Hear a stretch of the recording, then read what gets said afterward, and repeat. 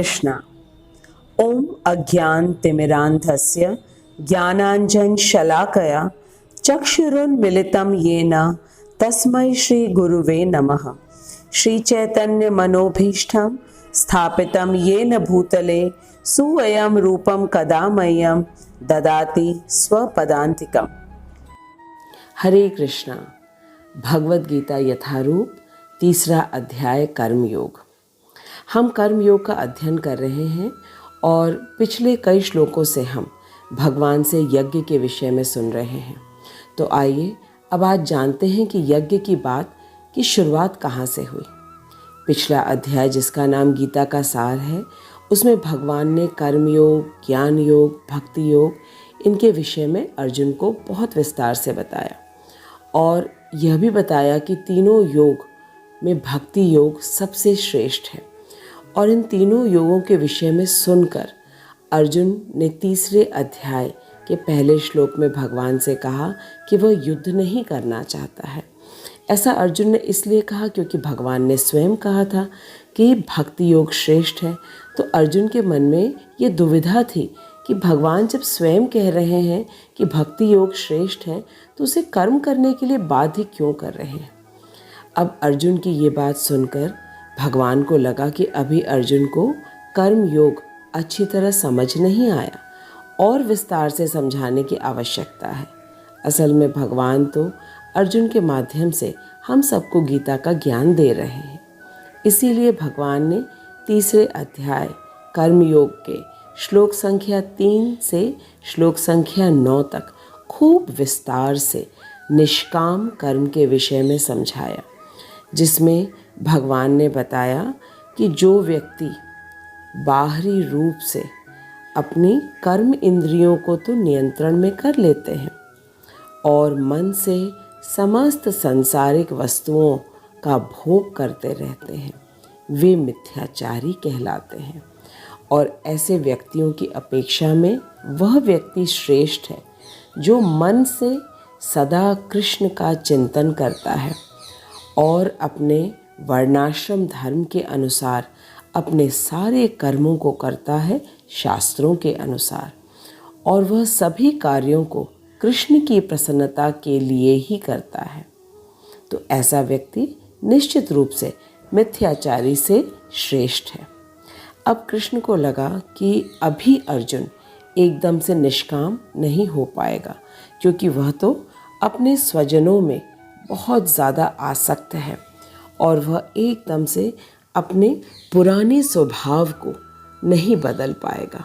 वास्तव में अर्जुन की स्थिति तो हम सब की स्थिति है और भगवान ने सोचा कि पहले सकाम कर्म के विषय में अर्जुन को समझाते हैं, क्योंकि अर्जुन तो पूरी तरह से कर्म से विमुख हो रहा है। अर्जुन को सही मार्ग दिखाने के लिए भगवान ने श्लोक संख्या 10 से सकाम कर्म के विषय में बोलना शुरू किया और कहा कि कोई भी व्यक्ति एक क्षण के लिए भी बिना कर्म किए नहीं रह सकता और शरीर को चलाने के लिए कर्म अनिवार्य है। और इस शरीर को चलाने के लिए प्रत्येक वस्तु हमें देवी देवताओं के द्वारा प्राप्त होती है, तो हमें भी देवी देवताओं के लिए यज्ञ करना चाहिए, उनकी प्रसन्नता के लिए। भगवान ने बताया कि हमें कर्म रूपी यज्ञ करना चाहिए शास्त्रों में बताए विधि के अनुसार, और जब हम शास्त्र विहित कर्म करेंगे तो देवी देवता प्रसन्न होकर हमारी सभी आवश्यकताओं की पूर्ति करेंगे। इसी को सकाम कर्म कहते हैं। सकाम कर्म, कर्म न करने से और विकर्म करने से कहीं अच्छा है। विकर्म अर्थात जिस कर्म को करने की अनुमति शास्त्र नहीं देते हैं, उसे विकर्म कहा जाता है। अब पिछले श्लोक में हमने खूब अच्छे से समझा कि हम किस प्रकार पूर्ण रूप से धरती से अनाज जो उत्पन्न होता है उस पर निर्भर है, और अनाज वर्षा पर, और वर्षा तब होती है जब मनुष्य यज्ञ करता है। तो अब हमने यह समझ लिया कि यज्ञ हमारे लिए कितने महत्वपूर्ण हैं। सतयुग में तपस्या रूपी यज्ञ था, त्रेता में यज्ञ करने की विधि थी और द्वापर में अर्चा विग्रह रूपी यज्ञ था और कलयुग में हरिनाम संकीर्तन रूपी यज्ञ है, जो हमें भगवान ने स्वयं चैतन्य महाप्रभु के रूप में आकर दिया। अब हम आज के श्लोक संख्या 15 को पहले पढ़ते हैं और फिर श्रीला प्रभुपाद के बताए अनुसार हम इस श्लोक को अच्छी तरह समझेंगे। श्लोक संख्या 15। कर्म ब्रह्मोद्भवं विद्धि ब्रह्म अक्षर समुद्भवं तस्मात् सर्वगतं ब्रह्म नित्यं यज्ञे प्रतिष्ठितं। कर्म ब्रह्मोद्भवं विद्धि ब्रह्म अक्षर समुद्भवं तस्मात् सर्वगतं ब्रह्म नित्यं यज्ञे प्रतिष्ठितं। शब्दार्थ। कर्म कर्म ब्रह्म वेदों से उद्भवम उत्पन्न हुआ है, विद्धि जानो, ब्रह्म वेद, अक्षर परम ब्रह्म श्री कृष्ण भगवान से, समुद्भवम साक्षात प्रकट हुआ है, तस्मात् इसलिए, सर्वगतम सर्वव्यापी, ब्रह्म ब्रह्म तत्व, नित्यम सदा, यज्ञ यज्ञ में, प्रतिष्ठितम स्थित है। आइए पहले इस श्लोक का अनुवाद पढ़ते हैं और फिर श्रीला प्रभुपाद के तात्पर्य से अच्छी तरह समझेंगे।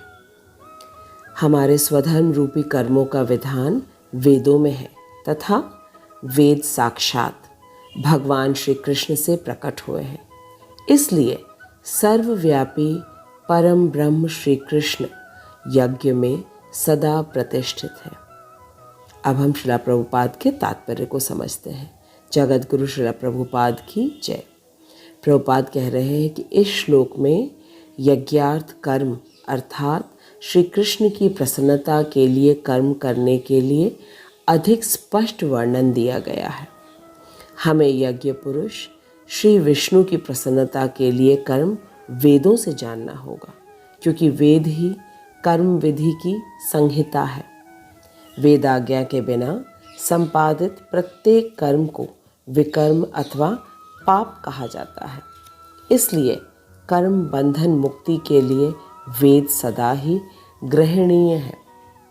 जिस प्रकार साधारण जीवन में हम प्रत्येक राजकीय नियम द्वारा कर्म करते हैं, ठीक उसी प्रकार हमें श्री भगवान की आज्ञा अनुसार अपने कर्म करने चाहिए। ये वेद स्वयं श्री भगवान के निश्वास से प्रकट हुए हैं। कहा जाता है, अस्य महतो भूतस्य निश्वसितम एतद यद ऋग्वेदो यजुर्वेदो सामवेदो अथर्वा अंगीरस।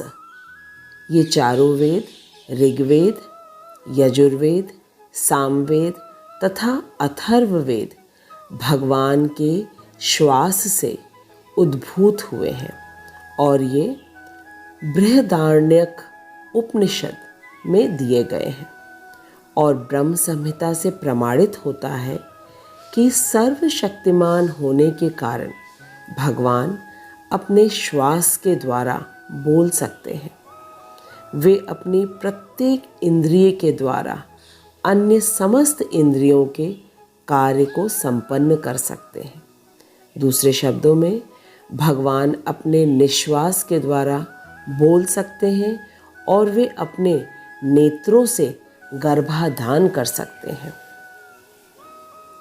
तो वास्तव में ये कहा जाता है कि भगवान ने अपनी माया पर दृष्टिपात करके उसमें सब जीवों का गर्भाधान किया, अर्थात वे प्रकृति उनकी माया शक्ति है और भगवान ने मात्र देखकर सभी जीवों को गर्भस्थ किया और फिर हम सभी बद्ध जीवों को इस बद्ध जीवन से बाहर निकालने के लिए वैदिक ज्ञान दिया।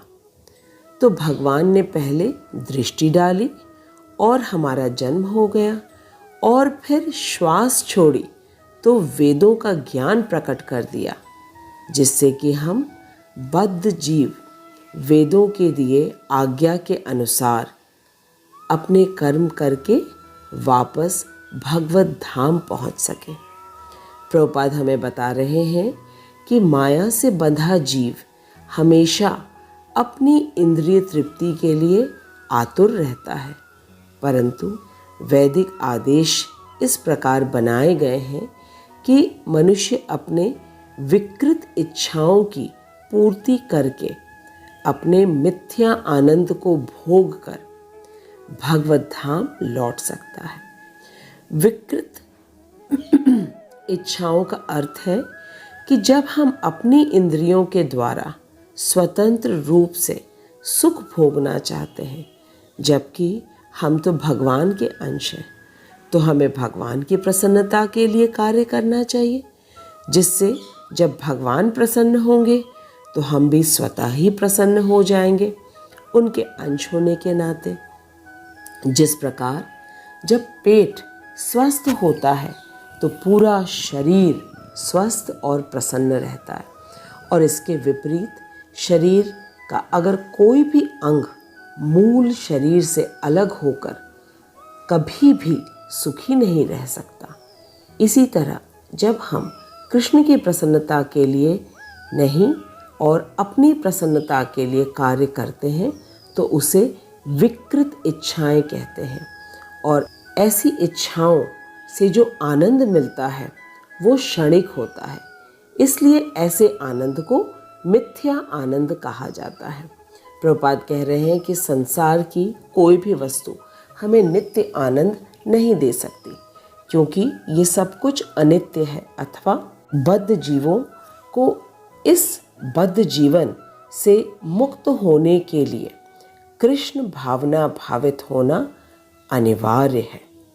भगवान ने वेदों को प्रकट करके हम सभी बद्ध जीवों के लिए एक सुनहरा अवसर प्रदान किया है कि हम इस संसार के निरंतर जन्म मृत्यु के बंधन से मुक्त होकर भगवत धाम को लौट सके। प्रभुपाद हमें बता रहे हैं कि यदि कोई मनुष्य वेदों के आदेश का पालन नहीं कर पा रहा है तो वह भी कृष्ण भावना भावित कर्मों को कर सकता है, और ऐसा करने से संपूर्ण वेदों में बताए गए आदेशों की पूर्ति हो जाएगी। अब देखते हैं कि भगवान आज के श्लोक में अर्थात श्लोक संख्या 15 में क्या कह रहे हैं। भगवान अर्जुन से कह रहे हैं, कर्म ब्रह्मोद्भवम विद्धि, अर्थात कर्म ब्रह्म से उत्पन्न हुए हैं, और ब्रह्म क्या है? ब्रह्म वेद है। फिर इसके आगे भगवान कह रहे हैं, ब्रह्म अक्षर समुद्भवम, ब्रह्म अर्थात वेद, जो कि परम ब्रह्म श्री कृष्ण भगवान या अक्षर से समुद्भव अर्थात साक्षात प्रकट हुए हैं। भगवान श्री कृष्ण का एक नाम अक्षर है। फिर आगे भगवान बता रहे हैं, तस्मात् सर्वगतम ब्रह्म, तस्मात् अर्थात इसलिए सर्वव्यापी भगवान नित्यम यज्ञ प्रतिष्ठितम, अर्थात भगवान अपने सर्वव्यापी तत्व रूप में सदा यज्ञ में स्थित रहते हैं। अब हम एक बार पिछले श्लोक को देख लेते हैं, जिसमें बहुत सुंदर तरीके से बताया गया है, अन्नाद भवन्ति भूतानि, अर्थात अन्न से हमारा भौतिक शरीर उत्पन्न होता है। फिर आगे बताया है, पर्जन्याद अन्न संभवः, अर्थात वर्षा से अन्न उत्पन्न होता है। फिर आगे बताया गया है कि यज्ञाद भवति पर्जन्यो, अर्थात यज्ञ से वर्षा होती है, और यज्ञ कर्म समुद्भवम्, अर्थात यज्ञ नियत कर्मों से उत्पन्न होता है। अब श्लोक संख्या 14 और 15 दोनों को एक साथ पढ़ते हैं तो हमें बिल्कुल स्पष्ट हो जाएगा दोनों श्लोक के बीच में क्या संबंध है। श्लोक संख्या 14 में शुरुआत में भगवान ने हमें बताया कि हमारा भौतिक शरीर अन्न से बनता है, अन्न वर्षा से उत्पन्न होता है, वर्षा यज्ञ से उत्पन्न होता है और यज्ञ हमारे नियत कर्म अर्थात शास्त्र अनुमोदित कर्म से होता है। और अब श्लोक संख्या 15 में बताया है कि कर्म वेदों में नियमित कर्मों का विधान है और ये वेद साक्षात श्री भगवान जिनका एक नाम अक्षर है उनसे प्रकट हुए हैं और भगवान तत्व से सर्वव्यापी हैं, इसलिए वे यज्ञ कर्मों में सदा स्थित रहते हैं। भगवान नित्य है इसलिए वेद भी नित्य है और ये वेद भगवान के निश्वास से प्रकट हुए हैं। भगवान सर्वशक्तिमान है और वे सर्वशक्तिमान होने के कारण अपने श्वास से बोल सकते हैं और अपनी दृष्टि से समस्त योनियों को गर्भस्थ करते हैं। भगवान श्री कृष्ण हमारे नित्य माता पिता हैं और उन्होंने हमें हमारे नित्य घर में वापस बुलाने के लिए वेद प्रकट किया और क्योंकि वेद स्वयं भगवान से प्रकट हुए हैं इसलिए हमें वेदों के आदेश के अनुसार ही कर्म करना चाहिए और ऐसा करने से हम कर्म फल से बच सकते हैं और इस नश्वर जगत के माया के बंधन से छूट सकते हैं। उदाहरण के लिए जिस तरह हम सभी सरकार के नियम का पालन करते हैं, ठीक उसी तरीके से हमें भगवान कृष्ण के परम राज्य के निर्देशन में कार्य करना चाहिए। तो श्लोक संख्या 14 और 15 में हमें स्पष्ट हो गया कि हमारे जीवन की शुरुआत हमारी शरीर से होती है जो कि अन्न से उत्पन्न होता है, अन्न वर्षा से, वर्षा यज्ञ से, यज्ञ स्वधर्म रूपी नियत कर्मों से, कर्म वेदों के अनुसार और ये वेद भगवान के श्वास से स्वयं प्रकट हुए हैं। तो हमने देखा कि क्रमशः हम धीरे धीरे ऊपर की ओर उठते जा रहे हैं अर्थात श्री भगवान कृष्ण तक पहुंच रहे हैं और यही मनुष्य जीवन का लक्ष्य है। और बिल्कुल क्रमबद्ध तरीके से हम सबको पता चल गया कि हम पूर्ण रूप से भगवान श्री कृष्ण पर आश्रित हैं। तो इसी अध्याय के श्लोक संख्या 9 में ये बताया गया था कि हमें प्रत्येक कर्म को श्री कृष्ण की प्रसन्नता के लिए ही करना चाहिए और कहाँ से ये आदेश हमें मिलते हैं ये जानते हैं। ये आदेश हमें वेदों से मिलता है और वेद भगवान के निश्वास से प्रकट हुए हैं और वेद भगवान का शब्द ब्रह्म रूप भी है, इसलिए हमें अवश्य वेदों के अनुसार कर्म करना चाहिए। और इसके अलावा प्रत्येक कार्य जो हम करते हैं वह विकर्म है। प्रभुपाद हमें बताते हैं कि भगवान ने वेदों को प्रकट करने का प्रयोजन ये है कि हम सभी बद्ध जीवों को मुक्ति प्रदान कर सके और इसका ये एक सुनहरा अवसर हमें मिला है।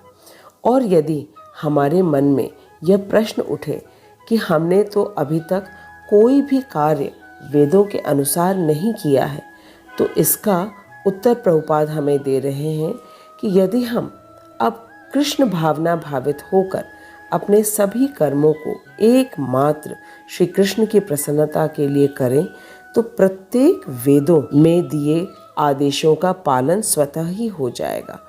और ये हमें कौन कह रहे हैं? ये हमें श्रील प्रभुपाद कह रहे हैं जो कि भगवान के नित्य सिद्ध पार्षद हैं और भगवान की लीलाओं में नित्य प्रविष्ट रहते हैं। और हमारी जो गुरु परंपरा है उसमें जो ब्रह्म गौड़ीय परंपरा है, इस परंपरा में श्रील प्रभुपाद 32वें नंबर के गुरु हैं और प्रभुपाद भक्ति वेदांत हैं, जिसका अर्थ है कि प्रभुपाद ने सभी वेद, पुराण तथा उपनिषद का संपूर्ण अध्ययन करके हमको इन सब का निचोड़ बताया है कि यदि हम कृष्ण भावना भावित होकर अपने सभी कर्मों को एकमात्र कृष्ण की प्रसन्नता के लिए करें तो हम निश्चित रूप से समस्त वेदों की आज्ञा का पालन कर रहे हैं। और भगवत गीता तो 5वां वेद कहा जाता है। और यदि हम पूर्ण निष्ठा समर्पण के भाव से भगवत गीता को पढ़ें, सुने और अपने जीवन में इसका आचरण करें तो इस मनुष्य जीवन को पूर्ण रूप से हम सफल बना सकते हैं। तो आज के श्लोक में हमने ये सीखा कि किस तरह हम पूर्ण रूप से भगवान पर निर्भर हैं और हमारा स्वधर्म है कि हम वेदों के अनुसार कर्म करें। वेद अनुसार करना क्यों आवश्यक है? वो इसलिए कि वेद भगवान के निश्वास से प्रकट हुए हैं। भगवान सर्वशक्तिमान हैं और वे अपने प्रत्येक अंग से प्रत्येक कार्य को कर सकते हैं और हमें भगवान द्वारा प्रकट वेदों के अनुसार अपने स्वधर्म को करना चाहिए। प्रभुपाद ने हमारे लिए ये बहुत ही एक सरल अवसर प्रदान किया है। हमें तो बस प्रभुपाद के बताए 4 नियमों का पालन करना है, जैसे कि मदिरापान नहीं करना है, मांस भक्षण नहीं करना है, अवैध संबंध नहीं रखना है और जुआ नहीं खेलना है।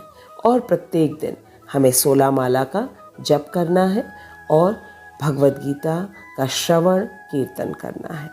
और हम इन सरल नियमों का पालन करके समस्त वेदों की आज्ञा का पालन कर लेंगे और अपना ये दुर्लभ मनुष्य जीवन को सफल बना लेंगे। प्रभुपाद कहते हैं कि प्रत्येक मनुष्य आनंद चाहता है और यदि हम इन नियमों का पालन करेंगे तो हमें इस भौतिक संसार में अपनी विकृत इच्छाओं की पूर्ति हो जाएगी और तथाकथित या मिथ्या सुख को भोग कर इस देह के अंत के बाद हम भगवत धाम लौट सकते हैं। और हमें ये सदा याद रखना चाहिए कि भगवान ने वेद इसलिए प्रकट किए ताकि हम बद्ध जीव अपने नित्य घर भगवत धाम को लौट सकें। तो वेदों के अनुसार कर्म करना हमारा परम कर्तव्य है और यदि हमने यह नहीं किया तो इसका परिणाम क्या होगा ये हम अगले श्लोक में देखेंगे। तो आइए अब कुछ प्रश्नों का उत्तर देते हैं ताकि हमें पूर्ण विश्वास हो जाए कि हमने श्लोक नंबर 15 को अच्छी तरह समझ लिया। प्रश्न नंबर 1, भगवान ने वेदों को कैसे और क्यों प्रकट किया और भगवान के किस नाम ने वेदों को प्रकट किया है। प्रश्न नंबर 2, हम भगवान पर किस प्रकार पूर्ण रूप से निर्भर हैं और हमारा स्वधर्म क्या है। प्रश्न नंबर 3, यदि हमने अब तक वेद अनुसार कर्म नहीं किया तो क्या हम वेद अनुसार कर्म करने भगवत धाम लौट सकते हैं? यदि हाँ तो कैसे? और आखिरी प्रश्न है, श्रीला प्रभुपाद कौन है? जगत गुरु श्रीला प्रभुपाद की जय, अनंत कोटि वैष्णवों की जय। हरे कृष्णा कृष्ण कृष्ण हरे हरे, हरे राम